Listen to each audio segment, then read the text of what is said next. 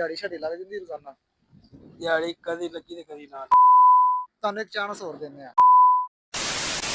ਅਸਲਾਮ ਅਲੈਕਮ। ਅੱਛਾ ਭਾਈ, ਅਸੀਂ ਹੁਣ ਫੇਰ ਆ ਗਏ ਆ ਤੇ ਉਹ ਭਾਈ ਹੋਰੇ ਕੰਮ ਕਰ ਰਹੇ ਨੇ, ਕੋਈ ਮਜ਼ਦੂਰ ਭਾਈ, ਹੁਣ ਉਹਦੇ ਕੋਲ ਜਾਂਦੇ ਆ ਤੇ ਗੇਮ ਦਾ ਕੀ ਕਰਨੇ ਆ, ਤੁਸੀਂ ਆ ਜਾਓ। ਤੇ ਉਹ ਭਾਈ ਹੋਰੀ ਨੇ ਤੇ ਵੇਖਦੇ ਉਹਨਾਂ ਦਾ ਕੀ ਨਸੀਬ ਮੁਕੱਦਰ ਆਂਦਾ ਹੈ ਤੇ ਵੇਖਦੇ ਹੁਣ ਕੀ ਬਣਦਾ।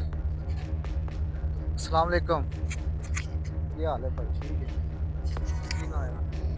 ਮੇਰਾ ਨਾਮ ਯੂਨਸ ਭਾਈ। ਇਹੀ ਕੰਮ ਕਰਦੇ, ਕੋਈ ਹੋਰ ਵੀ ਕੰਮ? ਐ ਕਰ। ਤੇ ਦਿਹਾੜੀ ਛੱਡੀ ਲੱਗ ਜਾਂਦੀ ਰੋਜ਼ਾਨਾ।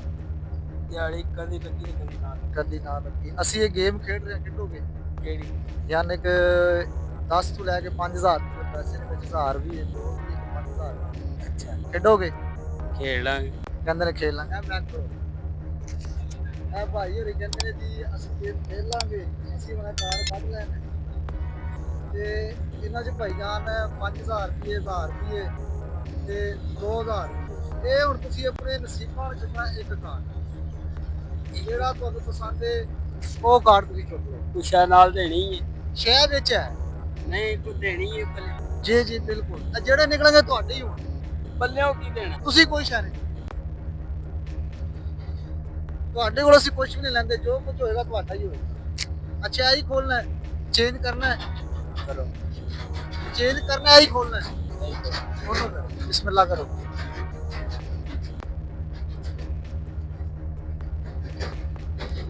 ਭਾਈ ਦੇ 10 ਨਿਕਲੇ ਆ, ਤੁਸੀਂ ਕਾਟ ਕੇ ਰੱਖ ਦਿਓ। ਤੁਹਾਨੂੰ ਇੱਕ ਚਾਂਸ ਹੋਰ ਦਿੰਦੇ ਆ। ਮਜ਼ਦੂਰ ਭਾਈ ਹੋ, ਇਹ ਭਾਈ ਹੋਰਾਂ ਦੇ 10 ਨਿਕਲੇ ਨੇ ਤੇ ਮੈਨੂੰ ਅੱਛਾ ਨਹੀਂ ਲੱਗਾ, ਮੈਂ ਕਹਿੰਦਾ ਫਿਰ ਚਾਂਸ ਦਿੰਦੇ ਆ। ਭਾਈ ਖੋਲੋ, ਇੱਕ ਹੋਰ ਕੱਢੋ। ਨਹੀਂ ਲੈਣਾ ਹੈ ਪੱਕਾ? ਮੈਂ ਕਹਿੰਦਾ ਇਹ ਕਾਰਡ ਲੈ ਲਓ। ਕੀ ਕਹਿੰਦੇ ਹੋ? ਜਿਹੜਾ ਇਹ ਕਾਰਡ ਲੈ ਲਓ ਜਾਂ ਉਹੀ ਲੈਣਾ ਹੈ? ਜਿਹੜਾ ਕਾਰਡ ਭਾਈ ਨੂੰ ਮੈਂ ਕਿਹਾ ਉਹਨੇ ਕੋਈ ਨਹੀਂ ਕੱਢਿਆ। ਚਲੋ ਠੀਕ ਹੈ, ਇਹੀ ਲੈਣਾ ਹੈ। ਹੋਰ ਕਿਹੜਾ ਹੈਗਾ? ਨਹੀਂ ਨਹੀਂ, ਤੁਸੀਂ ਆਪਣੀ ਮਰਜ਼ੀ ਨਾਲ ਖੋਲੋ, ਜਿਹੜਾ ਖੋਲੋ। ਕੱਢੋ ਵਿੱਚੋਂ ਬਾਹਰ।